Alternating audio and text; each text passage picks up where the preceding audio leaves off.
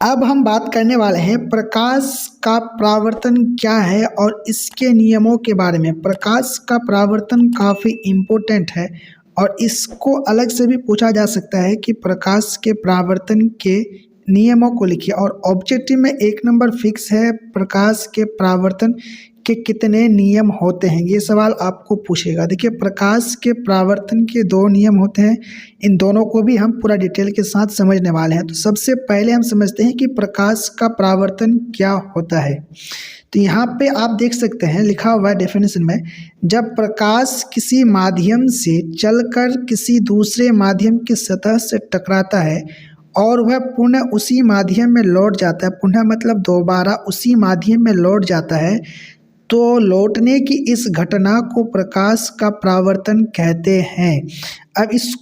अब यहाँ पे आप ध्यान दीजिएगा कि प्रकाश किसी माध्यम से चलकर किसी दूसरे माध्यम, अब कोई पहला माध्यम मतलब वायु, मान लीजिए वायु पहला माध्यम होगा और दूसरा माध्यम क्या होगा, जिस चीज़ से प्रकाश टकराएगा। अगर शीशा से टकराएगा तो शीशा दूसरा माध्यम है, अगर जमीन से टकराएगा, मिट्टी से टकराएगा तो मिट्टी दूसरा माध्यम है। तो दूसरे माध्यम से टकराता है और टकराने के बाद वह प्रकाश को लौटा देता है, यानी घुमा देता है, फिर से हवा में ही भेज देता है, तो उसी को कहेंगे प्रकाश का परावर्तन। इसको आइए एक सिंपल सा फिगर यानी फोटो से समझते हैं। तो आप यहाँ पे ध्यान दीजिएगा, यहाँ इधर से प्रकाश का किरण आ रहा है और आने के बाद ये जो शीशा है, शीशा से टकराता है और टकराने के बाद यहाँ पे टकराने के बाद ये प्रकाश का किरण फिर से लौट जाता है। तो ये जो प्रकाश का किरण आया, आने के बाद फिर शीशा में टकराया और टकराने के बाद लौट गया, तो इसी घटना को कहेंगे प्रकाश का परावर्तन। अब शीशा से टकराया क्यों? शीशा से टकराया तो शीशा जो चमकीला होता है, किसी भी चीज़ का जो प्रकाश होगा, प्रकाश को वो फिर से लौटा देगा। तो शीशा दूसरा माध्यम है, हवा से चल के आया, हवा एक माध्यम था, तो शीशा से दूसरा माध्यम में टकराया और टकराने के बाद फिर से वो हवा जो पहला माध्यम था उसी में लौट गया, तो इसी घटना को कहेंगे प्रकाश का परावर्तन। अब आप यहाँ पे थोड़ा माइंड को शांत कीजिए और कुछ नाम याद कर लीजिए। यहाँ पे आप लिखिए, इसके बीचों बीच में अगर हम एक रेखा खींचे, लंब डालें इसमें, तो यहाँ पे ये बनेगा अभिलंब, जिसको हम कहेंगे अभिलंब। तो ये अभिलंब हो गया अगर, तो ये जो है ये अभिलंब है, तो इसके बीच में यहाँ से यहाँ तक एक कोण बनेगा। इसको इधर से आता है आपका आपतित किरण, तो ये बनेगा आपतन कोण। और वहीं पर इधर जो कोण बनेगा, वो इधर से जो जाता है किरण, वो है परावर्तित किरण, तो यहाँ पे बनेगा परावर्तन कोण।